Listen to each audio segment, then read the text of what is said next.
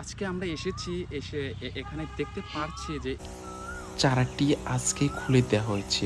অপরদিকে বিষ প্রয়োগ করছে একটি কৃষক।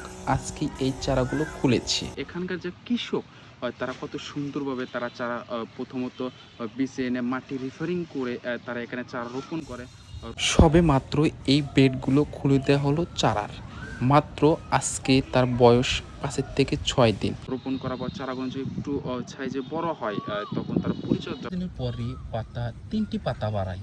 আমরা পূর্বে দেখা করে। পরিচর্যা করার শেষে এখানে এসে বাংলাদেশের বিভিন্ন ডিস্ট্রিক্ট এবং বিভাগ থেকে তারা এসে এই পেটখোর গ্রাম থেকে এই চারাগুলো তারা নিয়ে যায়।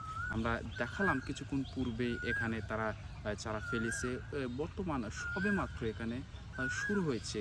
অল্প কিছুদিন পর এখানে প্রায় ৬০ থেকে ৭০ বিঘা পরিমাণ এই বেটখোর গ্রামে এখানে চারা উৎপাদন করবে। তারা এখানে চারা উৎপাদন করবেন বেগুনের চারা, টমেটোর চারা, ফুলকপির চারা, বাঁধাকপি, বেগুন এবং আরও অন্যান্য এখানে তারা চারা উৎপাদন করেন। এটা বর্তমান বগুড়া জেলার অন্তর্গত শেরপুর থানার সীমাবাড়ি ইউনিয়ন বেটখোর গ্রামে এখানে তারা এই নার্সারিগুলো করছেন। আমরা দেখতে পাচ্ছি এখানকার যিনি জমির মালিক তিনি পলিথিনগুলো বাঁধছেন।